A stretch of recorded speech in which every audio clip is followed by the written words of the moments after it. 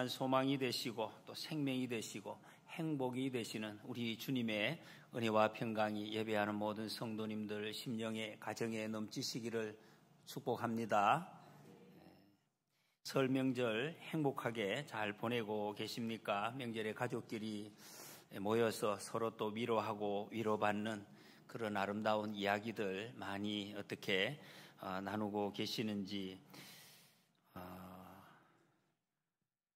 또 그래서 그 기쁨이 새로운 또 한 해를 살아갈 수 있는 그런 힘으로 우리 속에 잘 또 정리되고 있는 줄로 믿습니다. 또 가족이 병상에 계셔서 염려하는 그런 가족들도 지금 여러 가정이 계시는데, 그래도 한편으로는 주님께서 병상에서도 함께 하시고 아플 때도 나와 함께하는 곁에 있는 가족들이 또 있기 때문에 감사하기도 하고 위로가 되기도 합니다.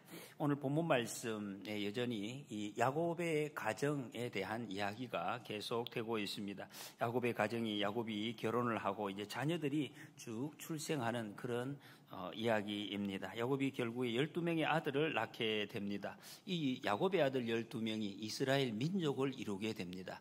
이스라엘 민족의 조상이 되는 큰 축복을 받는 그런 가문을 이루게 되는 것이죠. 그리고 성경에 보면 이 야곱의 12아들, 12지파가 신약에는 12사도, 예수님의 사도, 이 복음을 증거하고 세상을 변화시키는, 세상의 축복을 전해주는 이런 축복의 통로로 쓰임 받게 되고, 그리고 마지막에 요한계시록에 가면 하나님을 믿는 그 하나님의 백성들의 대표 24장로에 이어지는 이런 영적인 의미가 있습니다. 그리고 잠시 후에 이제 이스라엘 백성들이 광야를 지나고 할 때에 하나님께서 이제 제사 제도를 주시는데, 그때 대제사장, 하나님의 뜻을 대신하고 온 백성들을 죄를 대신 지고 혼자서 깨끗하게 용서하는 그 통로의 역할을 하는 대제사장에게 특별히 입는 옷이 있었는데, 그 예복, 이 가슴에 붙이는 흉패가 있습니다. 이 흉패에 12개의 보석, 세상에서 가장 귀한 보석들이 거기에 이제 박히게 됩니다. 그 보석 위에다가 이름을 새기는데, 이 야곱의 12아들의 이름을 새기게 됩니다. 그 말은 야곱의 12아들들이 하나씩 정말 하나님 앞에서 최고의 보배와 같은 그런 이름들로 하나님 앞에서 여김을 받게 되었다 하는 것을 보여주고 있습니다. 신약에 오면 우리의 대제사장이신 예수 그리스도시라고 말씀하고 있습니다.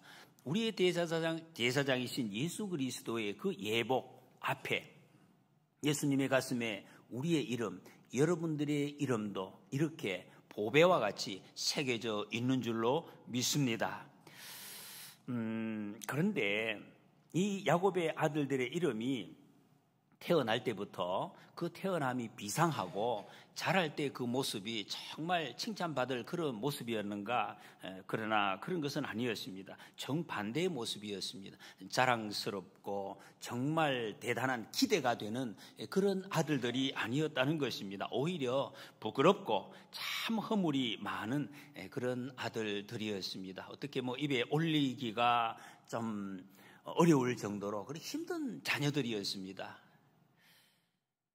자녀들뿐만 그런 것이 아니죠. 부모도 그랬고, 부모도 훌륭했는데, 부모가 훌륭했는데 자식이 잘못됐다, 그런 경우도 아닙니다. 부모도 참 부끄러운 부모였고 자식들도 참 부끄러운 자식들, 그게 야곱의 가정의 모습이었습니다. 아주 복잡하고 아주 얽혀있고 굉장히 힘든 그런 가정에 문제가 많은, 요즘 전문가들의 이야기로 있는 걸 역기능적 가정이라고 이야기합니다. 가정이 정상적이 아니에요. 너무 힘들고 가정에 들어가면 싸움만 하고 들어가기 싫은 가정, 이것이 바로 야곱의 가정이었습니다. 행복하지 않았죠. 행복하기가 굉장히 어려운 그런 가정이었습니다. 그런데 하나님께서는 이런 야곱의 가정을 그런 과거, 그런 집안, 그런 상처, 그런 허물 상관하지 않고 보석같이 만드셨다. 그분이 하나님이십니다. 이런 가정을 하나님께서 보석같이 만들어서 보석같이 빛나게 사용하시는 분, 그분이 하나님이시라는 것을 야곱의 가정을 통해서 보여주고 있습니다. 우리도 똑같습니다. 성경은 우리를, 저를, 여러분들을 본질상 진노의 자녀다 이렇게 표현하고 있습니다. 본질상 진노의 자녀라는 말이 여러분 잘 이해가 되십니까? 이게 성경에만 나오는 단어예요. 우리의 죄가 이 진노의 자녀, 죄가 얼마나 강력한지 본질상, 여러분 죄짓기가 너무 쉽다는 거, 쉬운 정도가 아닙니다. 순식간에 번개의 속도로 죄를 짓는, 그것도 쉽게 죄를 짓는, 한 번 짓고 나서도 또다시 그냥 바로 돌아서서 죄를 짓는 이런 그 추악한, 정말 죄에 대해서는 정말 무능한 그런 존재다, 그런 말입니다. 여러분 우리가 예배당에서 예배를 드리니까 자꾸 우리가 이 오해를, 착각을 합니다. 우리 스스로를 나 이거 예배 드리고 있는데 괜찮은 사람 아닌가 이렇게 자꾸 생각을 하는데 성경은 그렇지 않다 이렇게 말씀을 하고 있습니다. 이렇게 사람의 모습을 보면 정말 사랑받을 구석이 하나도 없는 그런 모습이라는 것이. 근데 하나님께서 우리를 예수 그리스도를 통해서 말이에요, 정말 사랑받기 위해서 태어난 사람처럼 그렇게 인정해 주시겠, 그렇게 여겨주신다, 그렇게 말씀하고 있습니다. 하나님 안에 있는 사람, 그 말은 예수님 믿는 사람을 사랑하기로 작정을 하셨다, 그런 말씀입니다. 여러분 우리가, 저와 여러분들이 하나님의 이런 사랑을 받고 있다는 것을 믿으시기 바랍니다. 이 말씀이 여러분 우리 속에 잘 비추어져야 그 다음에 우리가 하나님 앞에서 살아가는 길이 열려지게 되는 것입니다. 1절에 보면 라헬이 자기가 야곱에게서 아들을 낳지 못함을 보고 그의 언니를 시기하여 야곱에게 이르되 내게 자식을 낳게 하라, 그렇지 아니하면 내가 죽겠노라. 이게 일반적으로 아내가 남편에게 할 말은 아니죠. 굉장히 심한 말을 지금 라헬이 하고 있습니다. 내가 죽는다, 이 말이 무슨 말입니까? 남편 앞에서 협박하는 거죠. 여러분 세상에 이런 가정이 있네요. 이게 있을 수. 그런데 안 좋은 가정의 모습 아닙니까? 세상에 이런 말은 하는 게 아니죠. 남편을 함부로 대하고 있습니다. 물론 자기가 사랑을 받아서 그런지 몰라도 굉장히 이기적인, 이 아내가 너무 이기주의적인 표현을 지금 하고 있습니다. 자기 언니잖아요. 레아가 얼마나 결혼하기 전에 서로 사랑하고 위하고 참 그렇게 오손도손 살았겠습니까? 요즘도 여러분 이게 특히 형제, 남자들보단 이 여자 자매들은 참 친하게 이렇게 지내는 모습을 봅니다. 그렇게 아마 살았겠죠. 그런데 지금 그 언니를 시기하고 있습니다. 시기. 원래는 없었던데 이게 시기가 이제 나타났습니다. 왜 이렇게 나타나느냐? 상황이 그렇게 만들었다는. 언니는 가졌고 나는 없다. 언니는 아들을 4명이나 지금 가졌는데 난 하나도 못 가졌다. 이러면 시기가 여기에서 나온다는 것입니다. 이게 뭡니까? 소유에서 가졌냐 안 가졌냐 여기에 집중할 때 나오는 것이 시기입니다. 그 시기를 통해서 인간은 불행해지는 이 길로 빠진다 하는 것을 보여주고 있습니다. 얼마나 이게 힘들었으면 이런 표현을 하겠습니까? 남편에게, 언니에 대해서. 앞에서 성경에 보면 여러분 이 라헬의 조모지요.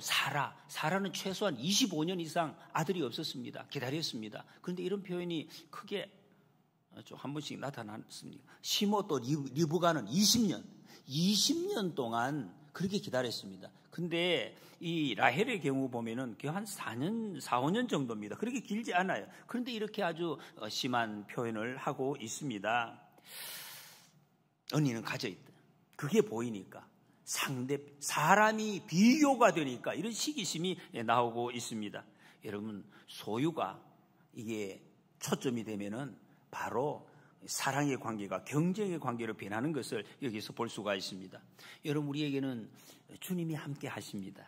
내 생명 주시고 내 생명을 이끌어 가시는 예수님이 나와 함께 하시는 줄 믿습니다. 그러면 지금 내가 여기 있는 것, 저와 여러분들이 이 자리에 있는 것, 우리가 서로 관계하고 있는 것, 인사하고 있는 것, 살고 있는 것, 이렇게 귀한 사역을 감당하고 있는 것, 누리고 있는 것, 이 있는 것을, 내게 있는 것을 감사하는 우리 모두가 되시기를 축복합니다. 이 2절에 보면 야곱이 라헬에게 성을 내어 이르되 그대를 임신하지 못하게 하시는 이는 하나님이시니 내가 하나님을 대신하겠느냐.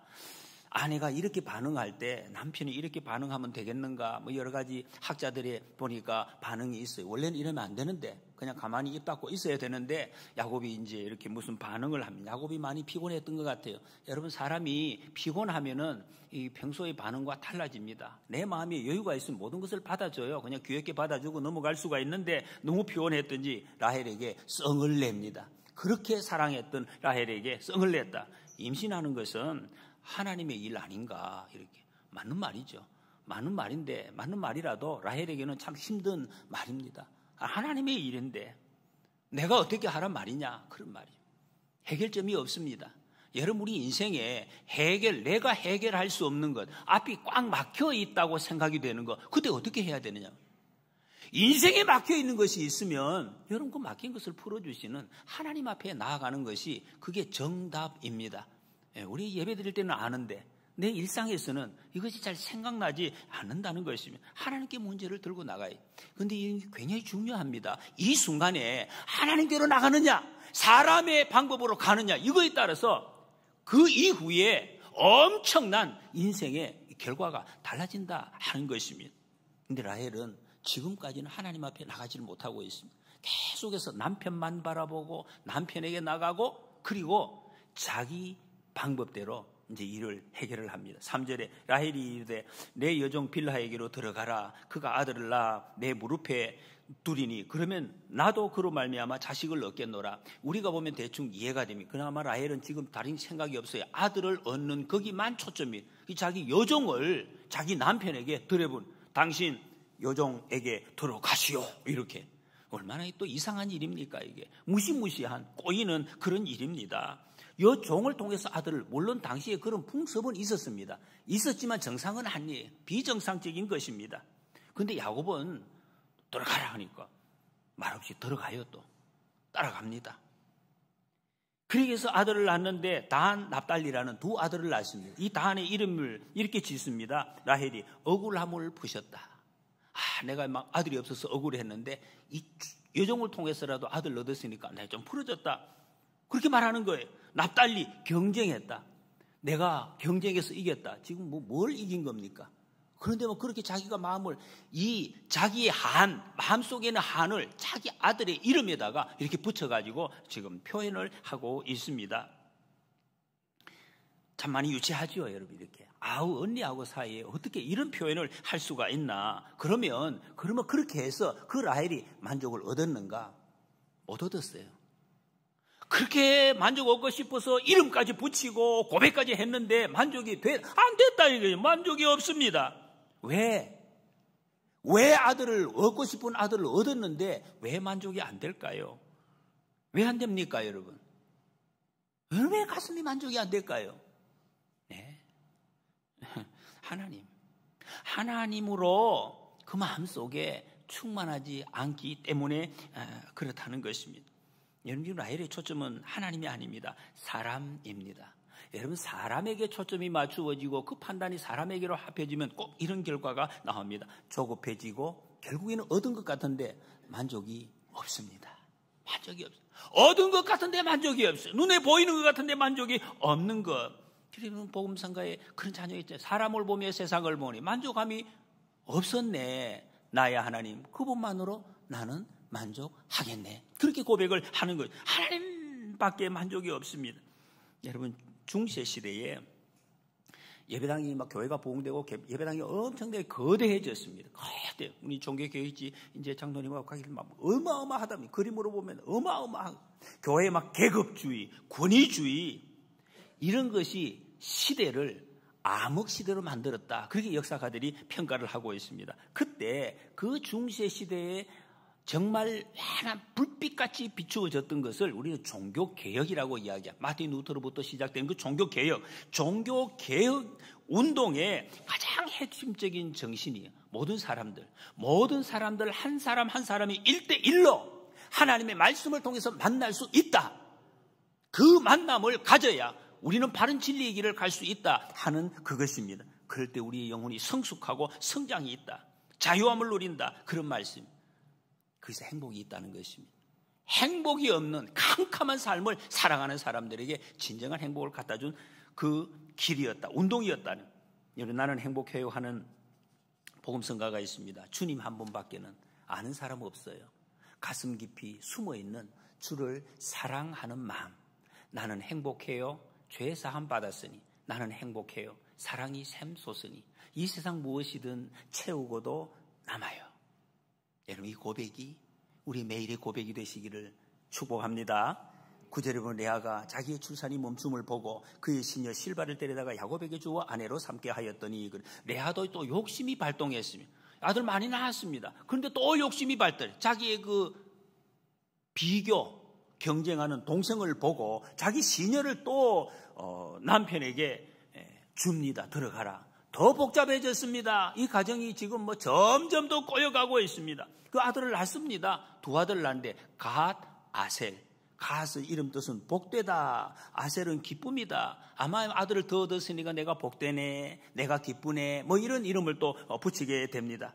그렇다고 해서 레아가 정말로 행복했는가? 사실 또 그렇지도 못했습니다. 그런데 왜 이런 이름을 붙이고 이렇게 바라고 있습니까? 이것이 세상 사람들의 그 욕망입니다. 그렇게 살고 싶다, 그렇게 살고 싶다, 목마르다 하는 표현 늘 이렇게 보여주고 있습니다.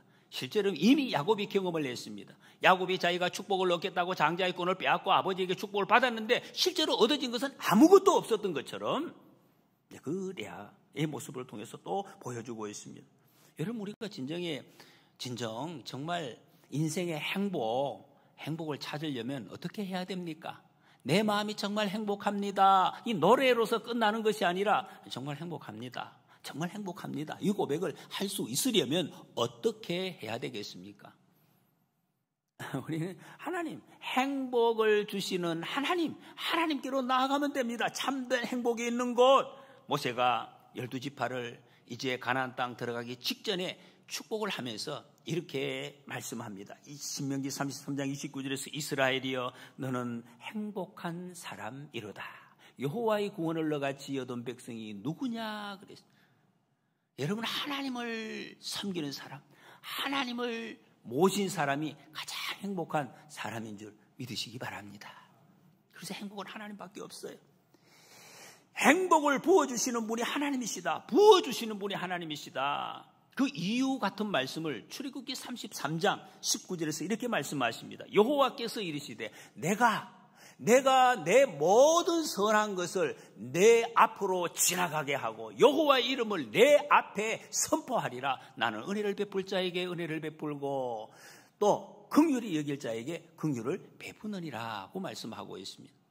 이 말씀은 원래 제가 받은 말씀입니다. 얼마나 읽어보니까 귀한 말씀입니다. 하나님이 여러분, 하나님이 내 앞에 뭐라고 지금 말씀하고 있습니까? 내 모든 선한 것을 지나가게 하리라. 모든 하나님의 선한 것을 막 지나가게 하시고 내 앞에 하나님의 이름이, 여호와 이름이 막 선포되리라.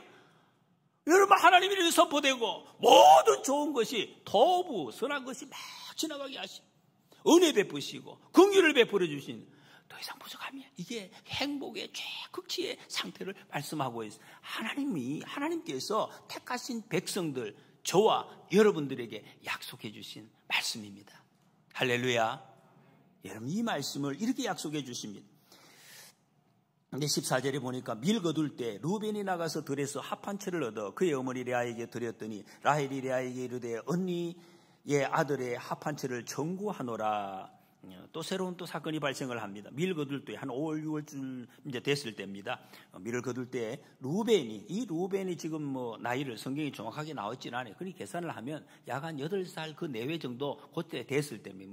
컸을 때가 아니에요. 들에 나가서 합 한 채라는 어떤 식물을 베와서, 아마 이 꽃이 매우 예쁘다고 하는 예쁜 꽃인데 이 꽃을 보고 이렇게 뽑아봤는지 이 합 한 채는 당시에 이 임신 촉진제로 알려져 있는 그런 식물이었습니다. 그 꽃도 예쁘지만은 요즘으로 말하면 비슷하지. 우리나라의 산삼, 정말 산삼과 아주 모양새가 똑같. 사진에 보니까 산삼처럼 이 뿌리가 사람의 몸처럼 그렇게 생긴 이런 산삼이라고 할 수가 있습니다. 이걸 캐다가 자기 엄마에게 줬는데 그것을 옆에서 라헬이 보고 그거를 내놓으시오 이렇게 이야기했다는 것입니다. 탐을 내었습니다. 청구하노라 이 말은 이 표현이 15절의 말씀을 보면 거의 뭐 강제로 빼앗다시피 한 그런 말입니다.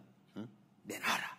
15절에 보니까 레아가 그에게 이르되 내가 내 남편을 빼앗은 것이 작은 일이냐? 그런데 내가 내 아들의 합한채도 빼앗고자 하느냐? 라헬이 이르되 그러면 언니의 아들의 합한채 대신에 오늘 밤에 내 남편이 언니와 동침하리라 하니라.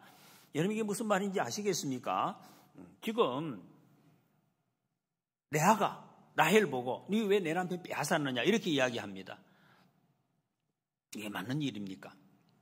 원래 라헬과 야곱이 결혼하려고 했는데 레아가 거짓말 아버지와 속여서 자기가 빼앗았어요. 분명히 자기가 빼앗았어요. 그런데 네가 왜 내 남편 빼앗아갔느냐? 이렇게 담대하게 지금 이야기를 하고 있습니다. 왜 이러고 있습니까? 사람이 그래. 자기를 몰라요. 자기를 몰라. 반대로 지금 이야기를 하고 있습니다. 너무 섭섭한 거예요. 섭섭함이 너무 크다. 왜 이 섭섭함이 큽니까? 사실을 왜곡시킬 정도로 자기 스스로에게. 여러분 마음에 하나님을 모시지 않으면 늘 섭섭합니다. 늘 부족하다는, 늘 목마르다는 것이, 늘 덜 받은 사람처럼 이렇게 지금 살아간다는 것이. 그래서 이 대화할 때 보면 이런 식으로 레아처럼 나옵니다. 늘 자기는 옳아요. 나는 못 받은 사람이기 때문에 옳고. 그리고 상대를 그냥 두는 게 아니라 상대가 잘못됐다. 당신은 잘못됐다. 그래야 내가 옳다. 이걸 꼭 주장하는 그런 모습으로 나타난다는 것입니다. 자기가 그걸 거짓말한지도 몰라요. 여러분 이런 사람들이 상당히 있다. 요즘 심리학자들에게 보면 이런 사람들이 조금 도가 지나치면 이 나르시시스트라고 이렇게 표현을 합니다. 라헬이 야곱과 레아가 이제 아마 자기와 지금 남편이 살았겠죠. 아내가 여럿 있으니까 같이 좀 동침을 하게 해주겠다. 이런 조건으로 흥정을 합니다. 그 합한채를 이제 준다는 거죠. 여러분, 이 모습에서 지금 어떻습니까? 이것을 받는 라헬이나 주는 레아나 마음이 어땠을까요? 많이 괴로웠지. 얼마나 이 괴로운 상태입니까? 많이 힘들었을 거예요. 근데 그 옆에는 야곱은 어떻습니까? 종에게 돌아가시오. 뚝 들어가고. 오늘은 저쪽에 들어가시오. 들어가고. 이런 그 야곱은 더 괴로웠겠죠. 얼마나 고통스러웠겠습니까? 비차가 힘들고 고통스러운 이런 가정의 모습입니다.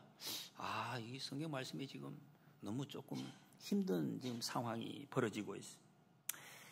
17절에 보니까 하나님이 레아의 소원을 들으셨으므로 그가 임신하여 5째 아들을 야곱에게 낳은지라 그랬습니다. 태가 지금까지 임시로, 이건 완전히 다친 게 아니에요. 임시로 잠깐 정지되어 있던 레아가 또 아들을 낳습니다. 이사갈이라고 이름을 짓습니다. 임대료, 대가다. 내가 이 합한채를 이제 주고 한 어떤 대가다 이렇게 이제 표현을 한 거죠. 그 다음에 두 번째 아들을 스불론 거합니다. 이제는 남편이 레아하고 좀 거할 것이다. 이런 소망을 거기에 담고 있습니다. 거기다가 딸까지 하나 더 낳습니다. 디나라는 딸 3명을 이제 자식을 더 낳게 됩니다. 여러분 여기까지 이 말씀들을 쭉 읽어보면 이 성경에서 듣는 다른 부분의 말씀과는 참 상황이 느낌이 많이 다릅니다. 여기 나오는 사람들이 전부 안 좋은 사람들. 이렇게 인생을 꼬고 괴롭고 거칠고 힘들게 살아가는 이 가정이 정말 요즘으로 말하면 저 가정이 하나님 택함 받은 가정, 우리 장로님 가정 이렇게 이야기할 수 있을까? 그렇게 할 수 없을 것 같은 그런 가정입니다. 칭찬받을 구석이 없어요. 오히려 정말로 낯을 들고 쳐다보는 것도 너무 좀 힘든 이런 가정의 모습입니다. 그런데 왜 성경은 이런 그 야곱의 가정사, 안 좋은 가정사, 이걸 여기 아주 상세하게 이렇게 기록을 하고 있겠습니까? 왜 기록을 하시겠습니까? 이것은 하나님이 저와 여러분들을 부르신 하나님이 어떤 분이신가 하는 것을 아주 분명하게 보여주시기 위해서 여기 이렇게 기록을 하고 있습니다. 여러분, 우리 하나님은 우리 스스로가 눈살찌 부리는 그런 시기하는 것, 경쟁하는 것, 미워하는 것, 좀 유치한 것, 저거는 뭐 목사가 할 일이 아닌데, 장로가 할 행동이 아닌데, 권사가 할 말이 아닌데 막 쏟아놓는 되게 유치한 이런 모습들을 가진 사람들, 하나님은 다 품으신다. 하나님은 전부 다 품어주시는 분이 하나님이시다 하는 것이. 이게 여러분 하나님의 은혜입니다. 여러분, 이 하나님을 우리가 정말로 안다면 우리는 여러분, 내 주변에 있는 어떤 사람, 유치하고 시기하는 사람, 배척하는 사람, 썩내는 사람, 우리가 아무도 우리가 정말 배척할 수 있는 사람은 아무도 없습니다. 내가 하나님의 품으심을 받았기 때문에. 22절에 보니까 하나님이 라헬을 생각하신지라 하나님이 그의 소원을 들으시고 그의 태를 여셨으므로 그래서 여러분, 하나님이 생각한다 이 말은 갑자기 뭐 잃었다가 그런 뜻이 아닙니다. 기억하다, 생각하다, 이 같은 단어입니다. 출애굽기 2장에 보면 애굽에서 종살이하던 이스라엘 백성은 하나님이 기억하셨더라 그렇게 이 말. 그래서 구원하십니다. 그리고 창세기 또 이 8장에 보면 노아를 하나님이 기억하셨다라고 기억하셨다. 그 세상에서 치열하게 살아가는 노아를 의인을 기억하시고 구원하셨더라. 이 말이 무슨 말? 하나님이 기억하셨다, 하나님이 생각하셨다 하는 것은 하나님이 은혜를 베푸셨다 하는 뜻과 같은 말씀. 하나님이 은혜를 베푸셨습니다. 여러분, 하나님이 여기 이 말씀에 한 사람의 간절한 소원을 들으시고 그랬습니다. 소원을 들어주시는 하나님이시다. 라헬 왜 이제 소원을 들어주시겠습니까? 기억하시기. 지금까지 라헬이 어떻게 살아가는지 하나님을 선택하지 않고 사람만 바라보고 자기의 생각대로 계속해서 살아오는 것을 그냥 두고 버리신 것이 아니라 기억하고 지켜보고 계시다. 하나님의 축복을 받을 만한 그릇으로 만들어 오셨다 하는 그런 말씀. 이제 그 때가 되었을 때에, 복받을 준비가 되었을 때에 이제 그 기도를 응답해 주셨다 하는 말씀입니다. 여러분, 믿음 안에서 예수님과 늘 동행하심으로 이런 하나님 앞에서 하나님이 들어주시는 성취의 은혜, 이 복을 누리시기를 소원합니다. 여러분, 야곱의 가정만큼 복잡한 가정이 지금 없습니다. 야곱의 12아들이 그런데도 이스라엘 백성의 12지파의 조상이 되어집니다. 이스라엘 하나님의 백성으로 든든하게 세워지는 이런 축복을 받습니다. 그리고 가정의 모습, 부모도 자녀도 거룩하지 않습니다. 칭찬받을 모습이 없습니다. 평화롭지도 않습니다. 질서도 없습니다. 이 가정에 사랑받을 모습도 없습니다. 시기가 있고 질투하고 경쟁의 결과물, 싸움의 결과로 자녀들이 났어요. 사랑의 결과로 난 것이 아니다. 여러분, 그러나 하나님은 이 사람들, 이 가정 속에 흐르는 유치함, 다툼, 이것을 다 뛰어넘어서 이 자녀들을 하나님의 백성으로, 믿음의 조상으로 세우셨습니다. 여러분, 그리고 그 후에 예수님의 족보 아십니까? 예수 그리스도가 정말 추하고 더러운 혈통, 그런 역사 안에서 예수님께서 탄생하십니다. 여러분, 성경이 무엇을 말씀하고 있습니까? 우리의 출신, 여러분 출신, 어떤 출신, 어떤 가문이냐, 착하냐, 훌륭하냐, 인격이 어떠냐, 여러분 그것이 우리의 구원에 영향을 미치느냐? 하나도 못 미친다. 전혀 미치지 못한 자, 그런 말씀. 나의 약함도, 나의 더러움도, 나의 훌륭함도, 하나님의 구원 역사, 하나님의 축복의 역사는 전혀 영향을 미치지 않는다. 그거 말씀하고 있습니다. 내가 좀 부족하고 어리석고 유치한, 얼마나 유치합니까?